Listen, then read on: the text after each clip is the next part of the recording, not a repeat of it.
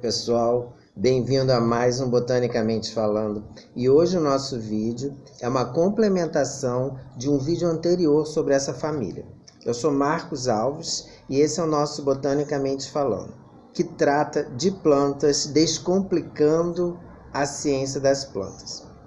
Esse vídeo de hoje é sobre a família das cucurbitáceas. É essa família aqui, que é a família do gerimum, da abóbora, da abobrinha, dos melões, melancias, maxiches, pepinos, diversos produtos que nós utilizamos na nossa alimentação. No vídeo 1 nós falamos de diversos desses produtos. Falamos inclusive que a gente pode usar a semente de abóbora torrada, que é um ótimo produto complementar da alimentação. Falamos do leite de semente de melão, que em geral a gente joga as sementes fora, mas a gente pode fazer um leite que na verdade é um suco, mais um refresco, mais do que um leite, de sementes de melão, delicioso. Mas eu quis trazer agora mais alguns aspectos importantes dessa família que a gente tem, e também por conta de um dos nossos seguidores que mandou um comentário sobre uma planta dessa família, que é a planta chamada de cabacinha. Na verdade, essa família inclui também as cabaças.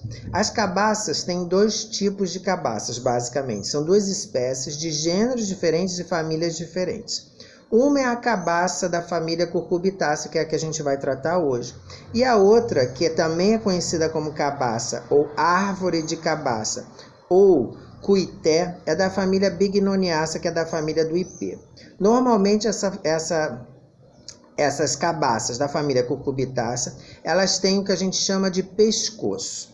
E a cabaça da família bignoniaceae, ela é redonda igual uma bola. A cabaça de cucurbitácea ela é muito mais comercializada e utilizada devido às formas e também para usos diversos. Eu gostaria de chamar a atenção do que é a cabaça, para quem não lembra, eu tenho algumas aqui. Aqui está um exemplo de uma cabaça que em geral eu uso como objeto decorativo. Em geral ela tem esse pescoço e formas muito diversas. Eu pintei essa cabaça, uso como forma decorativa aqui em casa.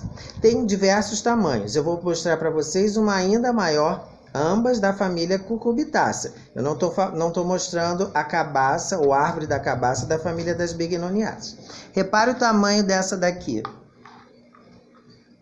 É imensa e ela inclusive ainda guarda, estão ouvindo o barulho? Guarda a semente aqui dentro. As cabaças elas são utilizadas desde muito tempo. Os índios, antes dos portugueses chegarem aqui, já utilizavam estruturas similares, né? E os africanos trouxeram isso também. E é importante que a gente tenha até representações históricas, como por exemplo as pinturas, uma das pinturas de Albert Eckhout, um grande pintor que veio com a comitiva holandesa para o Brasil holandês, Maurício de Nassau, aqui em Pernambuco. Ele pintou obras fabulosas, e entre elas uma obra excepcional que mostra a figura de uma mulher indígena e uma mulher negra, com a cabaça sendo utilizada como compartimento para carregar água ou comida. As cabaças elas também têm uma função muito importante como instrumentos musicais. Aquela cuia que tem no instrumento o berimbau utilizado na capoeira, ela é feita de cabaça. Esse pescoço da cabaça é retirado, escavado dentro, tirado as sementes. Esse barulho que a gente está ouvindo aqui são as sementes da cabaça que estão dentro do fruto. Isso é um fruto, hein, gente? Não falei, mas é um fruto seco e é um fruto que não se abre. Alguns frutos eles não se abrem. Nesse caso ele não se abre, a gente chama de um fruto indehiscente.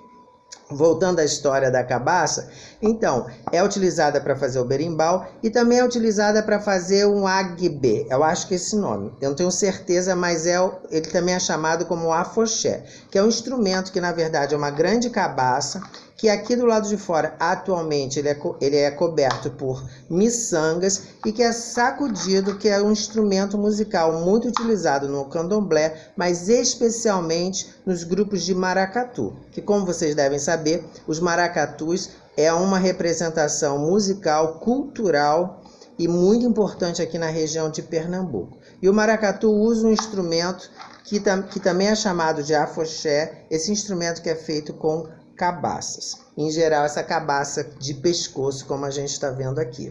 Então, vocês podem ver que a família tem um uso imenso. Mas também tem outros usos que eu gostaria de chamar a atenção aqui pra gente. Um deles, por exemplo, como eu falei, que foi o motivador desse vídeo complementar, é a cabacinha. A cabacinha, ela é do mesmo gênero da esponja, que eu trouxe uma aqui. Sabe a bucha? Essa bucha que a gente usa, que é super natural, que eu recomendo muito que seja utilizada não apenas no banho, mas também para lavar a louça. É um produto biodegradável, muito melhor do que aquela bucha que a gente usa completamente sintética. Então essa bucha, que é parte de um fruto que ele se abre, ele vai se abrindo, e essa parte interna, muito fibrosa, que está dentro, é o interior do fruto, e aqui dentro as sementes. Quem já teve a oportunidade de comprar uma bucha bem natural desse jeito, você vai reparar que ela vem sempre com muitas sementes aqui na minha mão, não sei se dá para ver, essas... Vamos tentar aqui, eu sou péssimo com isso, né? Mas estou tentando mostrar as sementes que vêm dentro da bucha. Na verdade, é uma coisa natural da planta. Essa bucha, que é o que a gente usa, que em geral tem esse tamanho muito maior, pode ser até 1 metro de comprimento, e tem uma outra espécie desse mesmo gênero, que é o gênero lufa, que ela é chamada de cabacinha ou buchinha. Essa cabacinha, ela é amplamente utilizada para algumas funções medicinais. Tem várias comprovações de artigos científicos em que tem uma atuação em questões de sinusite e rinite. Porém, o uso dessa planta como planta medicinal precisa ser muito cuidadoso, porque ela inclusive tem efeitos abortivos. Como a gente já falou em outros vídeos, diferenciando plantas medicinais de fitoterápicos, tem que ter muito cuidado no uso de plantas medicinais e dos fitoterápicos, porque as plantas elas carregam um conjunto de compostos químicos. Alguns podem ser até tóxicos, e os que são benéficos para uma determinada causa que a gente está usando, em grande quantidade eles também podem se transformar em tóxicos para o nosso corpo. Um outro exemplo do que eu gostaria de chamar a atenção dessa família das cucurbitáceas é o melão de São Caetano, que é uma planta muito conhecida, bonita, ornamental, e que ela também tem finalidade medicinal. Tem uma ampla gama de usos para diversas funções, inclusive como inseticida e analgésico. O melão de São Caetano também tem vários estudos científicos que atestam algumas das propriedades defendidas para o melão de São Caetano. É um outro exemplo de uma planta da família Cucurbitácea com finalidade uso medicinal. Uma das características da família Cucurbitácea é que elas são plantas trepadeiras. As plantas trepadeiras, elas em geral elas vão se apoiando sobre outras plantas ou qualquer objeto, e elas apresentam uma estrutura chamada de gavinha. Gavinha é uma molinha que tem, é um cabinho que se enrola e ele vai se apoiando em outras coisas. Isso é característico da família Cucurbitácea. Quem já viu um pé de chuchu, que é da família Cucurbitácea, quem já viu um pé de bucha vegetal, como é que eu mostrei aqui, que é da família Cucurbitácea, ele vai se apoiando e se prende com essa estrutura que parece uma molinha. O nome dessa estrutura, tecnicamente, a gente chama de gavinha.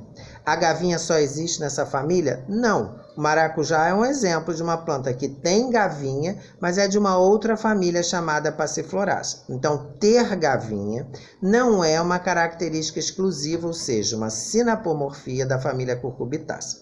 A família Cucurbitácea é uma família que está dentro do grupo das eudicotiledôneas, do grupo das asterídeas, nas eudicotiledôneas, que é uma angiosperma. Então, é mais uma informação complementar da família Cucurbitácea que a gente gostaria de deixar aqui para vocês.